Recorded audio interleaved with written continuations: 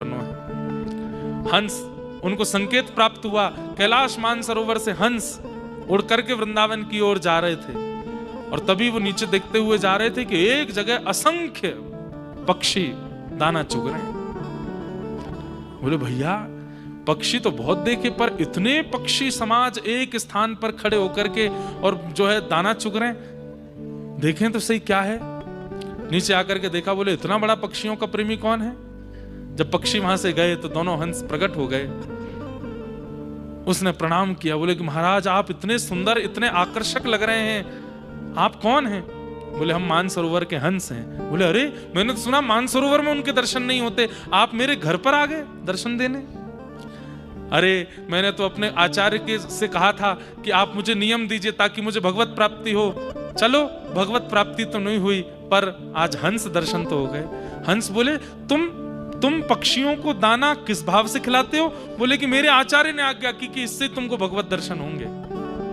अच्छा, तुम भगवत दर्शन की भावना से गुरु आज्ञा मान के पक्षियों की सेवा करते। बोले जी। हंस प्रसन्न हो गए। बोले तुमने अपने गुरु के प्रति इतनी निष्ठा रखी, इतना भाव रखा।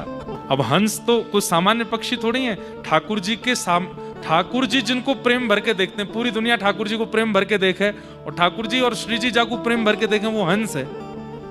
तो हंस कोई सामान्य थोड़े, वो तो इच्छा प्रकट कर दें तो जो जैसे ठाकुर जी इच्छा प्रकट करके कुछ भी कर सकते हैं, हंस भी कर सकते हैं। हंसों ने तुरंत ब्रह्मा जी को आवाहन किया। ब्रह्मा जी प्रकट हो गए। बोले कि इनके कितने दिन बचे हैं जीवन के। बोले कि बस कुछ क्षण और बचे हैं। बोले बस अब ये प्राण त्यागेंगे और इनकी जो दिव्य आत्मा है उनको भी एक हंस रूप प्रदान कर दीजिए।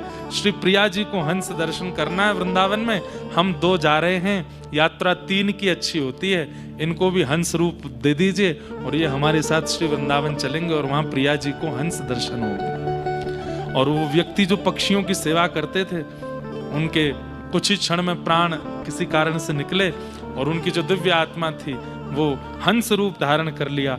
और वे दोनों हंस उनको हंस बना करके लेकर के गए और श्री वृंदावन में यमुना जी में हंस विराजमान हुए। प्रिया जी ने जैसे ही देखा, अब सोचो कितना बड़ा फल मिला उनको। प्रिया जी उनका दर्शन कर रही हैं, प्रिया जी देख करके आनंदित हो रही हैं, अपनी गोद में बैठा रही हैं, सिर पर हाथ फेर रही हैं। मन हुआ कि अब हंस विहार करें। हंस तो खूब बड़े नौका जैसे हो जाते हैं और श्री प्रिया जी उसी हंस पर विराजमान हुई जो अपनी गुरु आज्ञा से पक्षियों की सेवा कर रहा था। उस पर बैठ करके प्रिया जी ने फिर विहार किया। तो यहां पर क्या कह रहे हैं